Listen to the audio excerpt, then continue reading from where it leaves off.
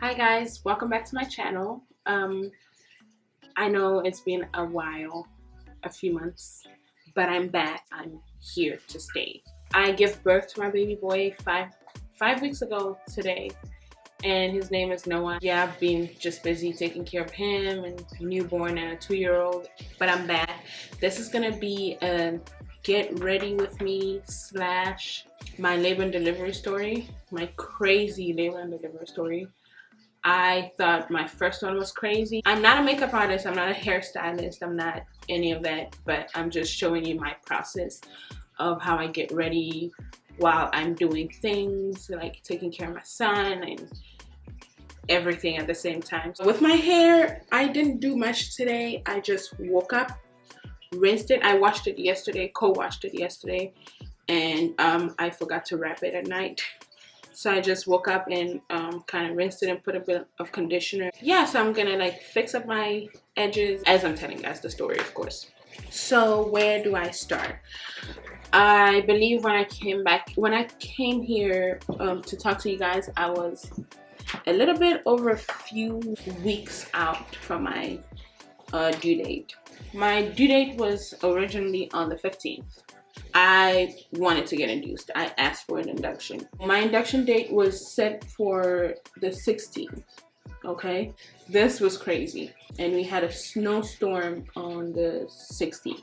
There was so many people at the hospital that when I called, they told me that if I were to go there would be no point because they won't be able to take me because my induction was not an emergency, so they didn't treat it as an emergency. My doctor's office called me and they were like, yeah, we know that you're supposed to be induced, but there's no beds in the hospital.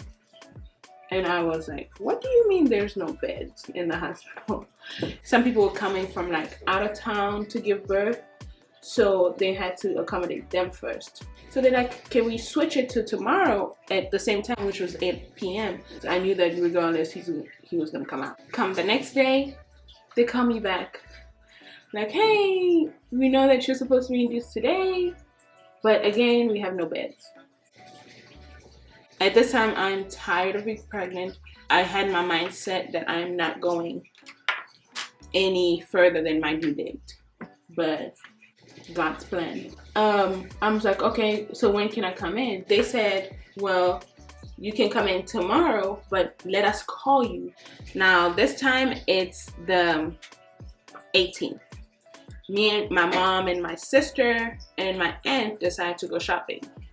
So they call us as we're shopping, like, hey, we found a bed. Can you come in the next 30 minutes? I'm like, yes, I can come in. So they were like, just get ready and come with us. So I stressed my mom out, my aunt out. I'm like, we gotta go. It's time to give birth. I call my husband. My husband is on his way and everything. I probably should do my edges so it can be like snatched by the time I'm done. I'm not very good at doing my edges, but I do what I can. As I'm getting everyone ready, they call me back. They're like, we spoke to your doctor, and your doctor doesn't think she's gonna be here because of the snowstorm. She lives an hour and a half away from the hospital. Whatever. I call him back and I'm like, hey, I don't think this is gonna happen. So I go to Steak and Shake and get me a shake and a burger because I was so stressed. We get back home and I'm like, I'm going to try to induce this labor. I wasn't moving along. I was still 1.5 centimeters to 2 centimeters, and I had been this for like 2 weeks. I spoke to my mom and my sisters and my brother, everybody, literally ask anybody, like, should I go ahead and induce my labor? They're like, yeah, you know, if it's not gonna hurt, go ahead and do it. So I go buy castor oil. I don't have a horror story on castor oil. It might have made it easier for me to give birth, but I don't think it like induced me at all. So I put in orange juice, watched a bunch of videos, you know, people saying what they think, if I should do it, and I decided, yes, I'm going to go ahead and do it. So I took the castor oil. Hi everybody. So it's currently the 16th, January 16th. My due date was yesterday, clearly. I'm still very pregnant. I have an induction date for tomorrow at 8 p.m. But I'm trying to induce my own labor. Some people are okay with it. Some people just say it's super nasty. It looks nasty to me. They said to take 1 to 2 tablespoons. I took one of these baby spoons because I'm a chicken. And I hear the side effects are like diarrhea, whatever. So I'm scared. But I'm gonna do it because if I don't try this, I'm gonna get induced tomorrow anyways. So I put some in here. I put just a little bit of orange juice because I don't want too much orange juice. I'm gonna drink this and I'll update you as I go. Quick update, I'm 2 centimeters dilated, 60% effaced, and just waiting on contractions. I've had contractions here and there, but like very spaced out. So I'm gonna drink this and hope that I induce myself. I'll come back and tell you guys how everything goes. And yeah, well, I'll drink this before you guys so you guys can actually see that I did it.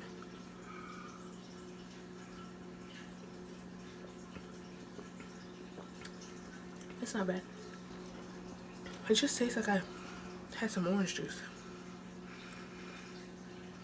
That's good, because I was anticipating worse. But I'll see you guys hopefully when I'm giving birth. Nothing happened. Maybe something did happen because that night my water did break. We go to the hospital. By the time we get to the hospital, they take us in. It's maybe 2 o'clock now. And she checks me and she's like, yes, you're 3 centimeters. So when I called them, labor and delivery ward, I told them I wasn't sure if it was my water because it didn't break like a gush. I literally felt like I peed myself. So I woke my husband up. I was like, I think I peed myself. He's like, peed yourself? And then he's like, are you sure it's not your water? So as he helps me up to go to the toilet, because I was in pain by this time. So I go to the toilet and there's more. So I called them and they were like, we think it might just be your fluid. Maybe you're losing fluid. But regardless, we're gonna want to see you. She was like, we're gonna just see what your body is gonna do. We're gonna move you to, this was the room that I delivered in. We wait till the next morning at 7 a.m. Nothing is happening. I'm still 3 centimeters and 60% effaced at this time. The doctor comes in and she was like, we should start Pitocin on you. So I'm like, oh man, I have such horror stories about Pitocin because my previous son, I was 0 centimeters, 0 effaced, 0 everything. So Pitocin was terrible on me. Everything was just much harder. I was GBS positive through this pregnancy. If we don't start Pitocin on you, by this time tomorrow, we're gonna have to do a C-section because we don't want him at risk for infections. Start Pitocin and start the antibiotic for the GBS positive. This antibiotic was so hot in my arm. I kept telling her because every time they upped the dose, it felt like acid on my arm. Not exaggerating. She said that, you know, some people do get that reaction. Every time I would tell her, she would put it down. The nurse would put it down just to come back and put it back up when I'm sleeping. It was not an issue, but it just started irritating me. Renting, I'm going off. Let me revert back. They started at 2, I believe. And by the time it was 2 o'clock, 2:58, I give birth. But I'm gonna tell you guys how fast this went. So this is from 8 o'clock to 3 o'clock. Let's just put it that way. So every hour, sorry you guys. I think I have a case of a baby crying. Okay. Because of how fast my first labor went, they wanted to make sure that they keep a close eye on me and check when I'm dilating and all of that. So they were in and out my room. It felt like every 30 minutes. 8 o'clock they checked me, I'm still 3 centimeters. 9 o'clock they checked me, I'm still 3 centimeters. So they upped the Pitocin by 2 then. So maybe 10 o'clock they checked me again.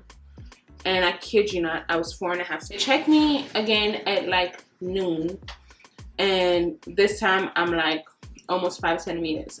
I believe I must have panicked. So I panicked and asked for painkiller. But it's good that I panicked. They give me the painkiller, I'm at 5 centimeters, almost 6 centimeters. And this is like noon. So when they give me the painkiller, if I feel like it, I might put a video up on, my husband took a video of me acting a fool.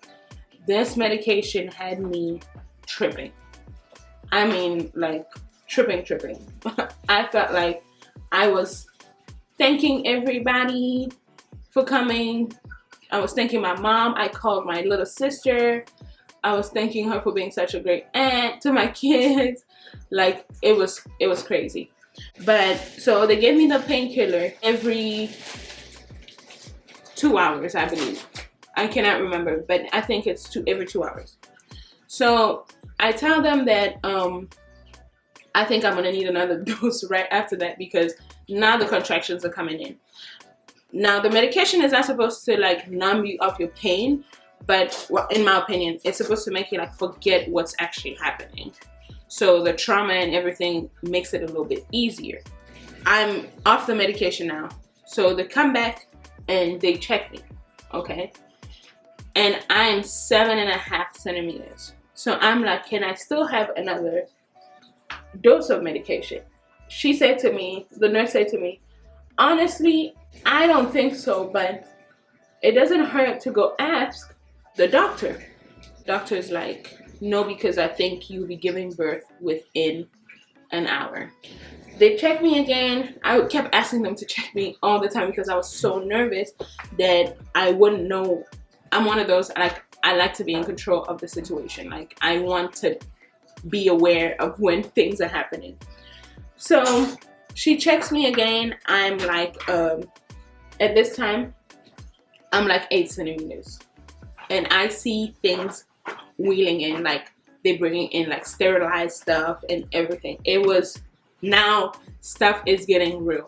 My contractions are just back to back. I say to her, can I still get an epidural? She's like, sweetie, you can't even get a painkiller. No, you cannot get epidural. So I'm like, what do you mean? Like, I still need something to ease the pain. She's like, I'm so sorry, but the time has passed for that. The difference between this time around and the first time around, I had my last dose of medication, and I just moved from literally 4 centimeters to 10 centimeters in 30 minutes. So I was still a little loopy from the medicine. But with this one, I had already completely come off. So I asked them if I can go to the toilet, and I could barely sit. I could barely do anything. She checks me and she's like, you're at 9 centimeters, but you're not completely fixed. You still have some cervix in there.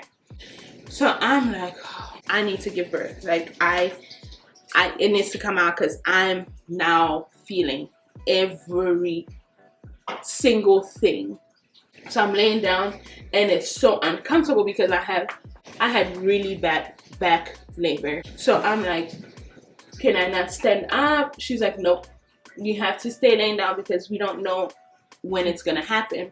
And I guess they're for laying down, because I know some people can be like on all fours and give birth, but I guess they wanted to encourage laying down completely. And this time I'm waiting. I told my mom, I don't think I can do it anymore. I want a C-section now.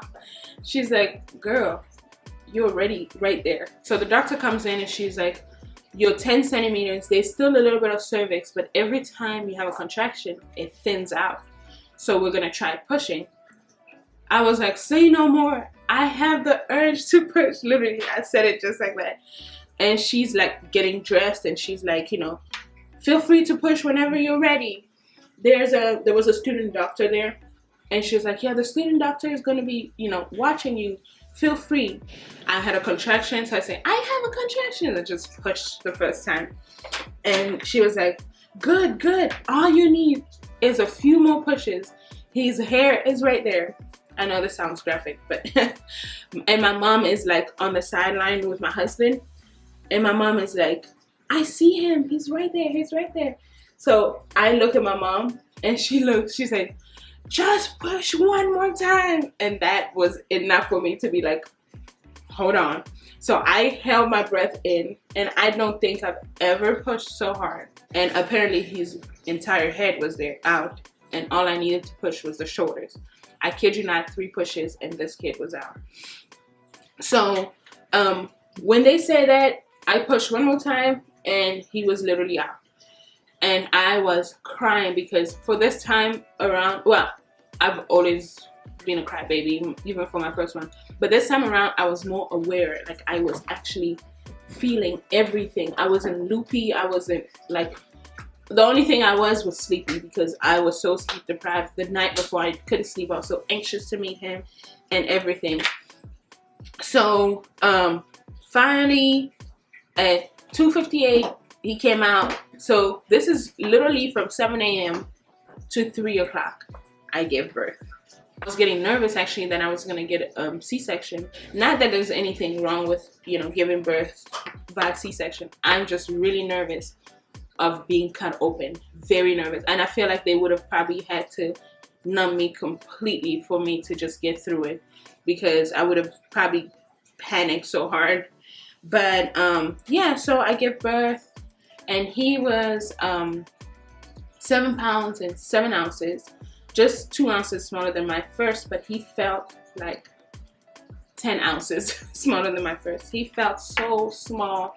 He, even now, he just feels really small compared. I don't know if it's because it's been a while since I've had a newborn, but he felt really small.